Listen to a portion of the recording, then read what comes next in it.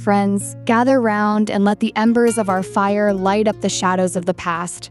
Welcome. Thank you for lending me your ears tonight, for in this village we carry our histories not in books, but in the breath of our storytellers. Tonight, I bring you a tale from the not-so-distant past, from the twilight of the last century, the 1990s. It is a story that smells of red dust and wet earth, of grief and suspicion, and of a love so deep it refused to be replaced. It is a story from Kamuga about a man named Wilson, and the woman, Mary, he lost not once, but twice. So settle in, let the night wrap around you, and listen. For some stories are not just told, they are unearthed. In the rolling hills that cradle our land, where the sky seems to meet the earth in a hazy, blue embrace, lie two villages, Kamuga and Store Pamba, close enough for their shadows to mingle on a clear evening, yet distinct in their spirits. Kamuga, Wilson's home, was a village of stoic farmers and quiet craftsmen, a place where a man's worth was measured by the fullness of his granary and the strength of his word. Store Pamba, Mary's home, was known for its sharp traders and its fierce adherence to the old ways, a place where tradition was not just a guide but a law carved into the very bones of the earth. It was into the space between these two worlds that Wilson and Mary built their life. Wilson of Kamuga, with hands as calloused as the bark of an acacia tree and a heart that was surprisingly tender, had seen Mary from Store Pamba at Sandu Market and was lost. She moved with a grace that seemed to defy the dusty paths, and her laughter was like the unexpected sound of a stream in the dry season. Mary was gentle, yes, but beneath that gentleness was a core of unbending steel, the kind of woman whose very presence could calm a storm in a homestead, and whose gaze could silence a brewing quarrel with a single knowing look. Their union was not just a marriage, it was a treaty, a bridge of love and respect that connected two proud bloodlines. Together, they built a compound in Kamuga that became a beacon of warmth. And in that compound, they wove laughter into the very air, as constant and vital as the morning smoke curling from their kitchen hut. They were blessed with 3 sons, 3 pillars of their shared future. There was Davis, the firstborn, who already at 10 walked with the seriousness of his father, his eyes always observing, always learning. Then came Dennis, 2 years younger, a whirlwind of questions and boundless energy, who could turn a chore into a game and a silence into a song. And finally, little Jeffrey, the youngest, a plump, cheerful boy who was the very picture of his mother's gentle spirit, his chubby hands always reaching for her. In their small world, life was a steady, predictable rhythm of planting and harvesting, of stories by the fire, and the comforting weight of family. Life was ordinary, in the best sense of the word, until the slow, creeping sickness of old age entered Mary's mother's body back in Store Pamba. It was not a sudden illness, not a panic that sent everyone scrambling. It was the long, fading twilight of a long life, a final, gentle ebbing. The news, when it came, was not delivered by a phone call. Such things were rarities in the late 90s, a luxury for the rich in town centers, with public booths few and far between, often broken. Nor did it come by post, which would have taken a month to travel the winding roads. The news arrived, as it always did for matters of family, on the feet of a young cousin, breathless and dusty, who had run the better part of a day to deliver the message in person. When Mary heard the news, her face clouded with a filial grief that Wilson knew well. She did not hesitate. She went to her trunk, pulled out her best kitenge, a vibrant wrap of deep blues and earthy browns, and began to pack. She kissed each of her boys on the forehead, her lips lingering a moment longer on Jeffrey's. She turned to Wilson, her eyes holding a universe of unspoken emotion. "I will not stay long," she said, her voice steady but thin. "A mother's pain calls louder than comfort. I will be back before the new moon." She left at dawn, boarding the shared taxi that would take her to the main road, her head held high. For in those days, when we journeyed back to our father's homeland, we minded how we looked. It was a matter of respect. You did not arrive looking like you had been tossed by the road. You presented your best self, a polished representative of your new family. Mary, daughter of Store Pamba and wife of Kamuga, understood this perfectly. She left not as a worried daughter, but as an emissary of her home. She never returned. The first week was one of quiet waiting. Wilson told the boys their mother was caring for their grandmother. The second week brought a small niggling of unease. By the third, the silence from Store Pamba was a physical presence in the compound, a cold void where Mary's warmth should have been.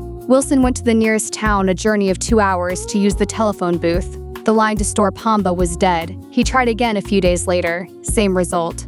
The post brought nothing. The silence was unnatural. Then, a month after she had left, when the new moon she had promised to return for had already waxed and waned, the message reached Kamuga. It didn't come in a letter. It came on the wind, carried by a traveling merchant who had heard it in a market town, who told it to a cyclist, who brought it to the village elder's hut. It arrived in fragmented whispers, a story that felt wrong from the first syllable. Mary had fallen while bathing. Mary was dead. The words struck Wilson like a physical blow. He staggered, not just under the weight of the grief, but under the sharp, jagged edges of the story. It felt rehearsed, hollow. His mind, reeling, reached for memories, for anchors in the sudden storm. He remembered a conversation months ago under the stars. Mary had spoken of her cousin Susan, but also of another, Florence. "Florence admires you, Wilson," she had said, her voice casual but her eyes serious. "There is a hunger in her, be careful." And he remembered her telling him, just a week before she left, how she dreaded bathing at her mother's home. "The floor is always so slippery, Wilson. I feel my feet slide every time. I fear it." The pieces clicked into place with a horrifying finality. "This is not an accident," Wilson said, his voice a low growl, to the elder who had brought the news. Then he said it again louder to the relatives who began to gather, their faces etched with performative sorrow. He said it to anyone who would listen. But death, once named and given a neat, tidy story, is a difficult thing to question. It is an affront to the grieving process. People want closure, not an investigation. Store Pamba came days later, not with answers, but with the body. They arrived in a convoy of wailing relatives, a performance of grief so loud it seemed designed to drown out any questions. Mary's body, they said, had been taken to a mortuary in Nyabando. By the late 90s, that was the nearest such place to Kamuga, a modern, cold facility close enough for them to control the entire process, far enough for Kamuga to feel powerless. 1 week passed. The burial was delayed. They said arrangements were being made. Then 2 weeks, they said money was being gathered. From the church, from relatives. Then 3. The excuses grew thinner, more strained. Then 4. A whole month. Time has a way of rotting truth. And as Mary lay cold in a metal drawer in a sterile building, stories began to settle like dust over the real events. Wilson traveled to Nyabando more than once. Each visit was a fresh wound. He would dress carefully in his best shirt and trousers, ensuring he looked the part of the grieving, respectable widower. But inside, he was crumbling. The silence of the mortuary was louder than any scream, a profound, chilling hum of refrigeration and finality. Seeing his wife reduced to a name on a clipboard, his grief reduced to a bureaucratic process of signing forms and waiting for a release, it stripped something from him each time.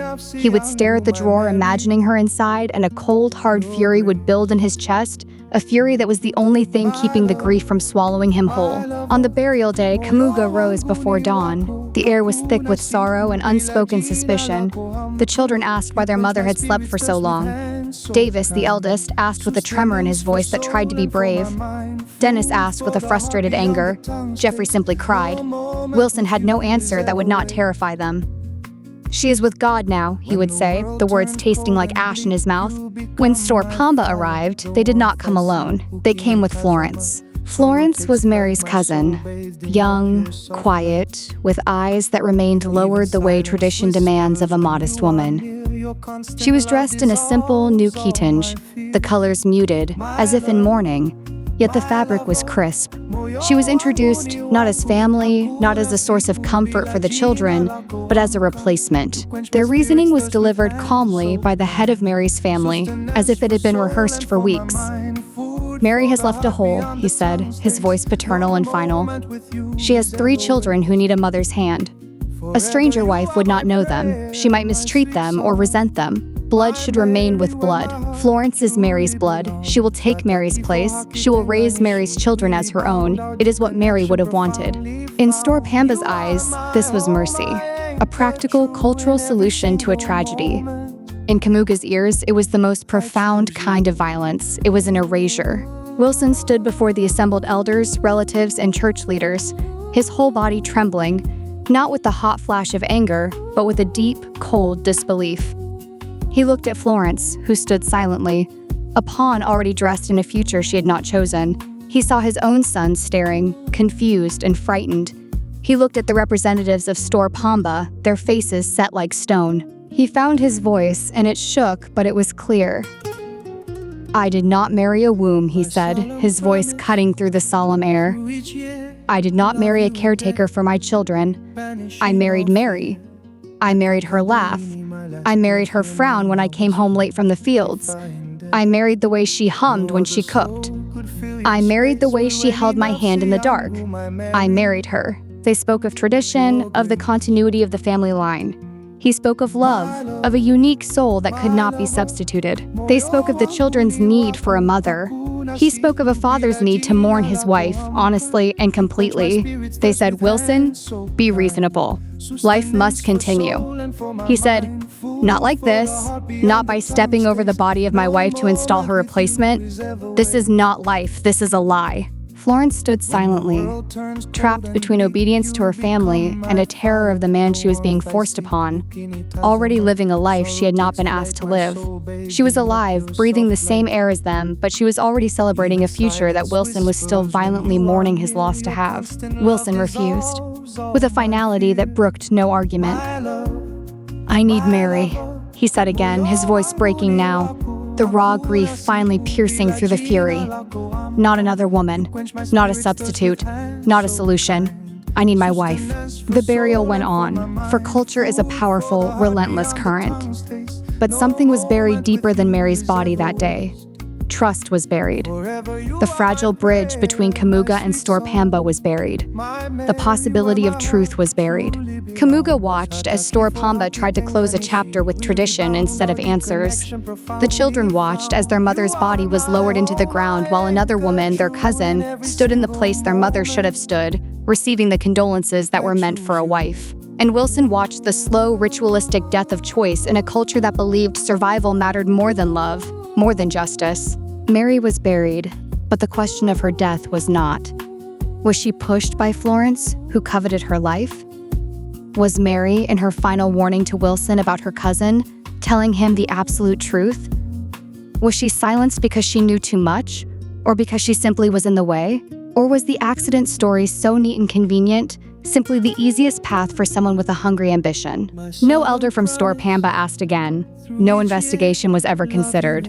Culture folded the story neatly, tucked it away, and moved on. But Wilson did not. At night, when the children were finally asleep, their tear-streaked faces peaceful in slumber, he would sit outside under the vast, silent sky. He replayed Mary's last words to him. He replayed her laughter. He replayed her warnings about Florence and the slippery floor. He replayed her promise to return soon. Each memory was a piece of evidence, a fragment of a truth that was screaming to be heard. In Kamuga, they still say Wilson changed after that day. He did not become loud. He did not become violent. He became quieter, much, much quieter.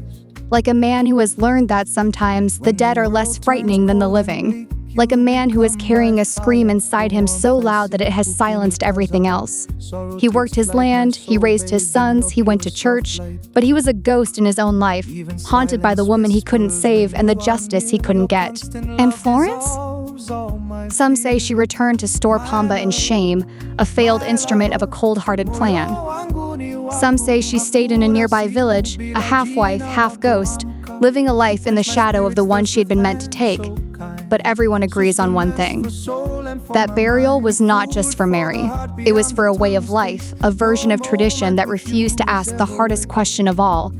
What if tradition is wrong? And so the story is told, passed down from one fire to the next. A story of love and loss, of suspicion and silence. It reminds us that the loudest truths are sometimes the ones that are never spoken. It asks us to listen to the whispers, to the silences, to the stories that sit wrongly in our chests. Thank you for listening tonight. Thank you for bearing witness to the tale of Wilson and Mary, a story that, like the red dust of Kamuga, settles on everything and refuses to be washed away. Good night.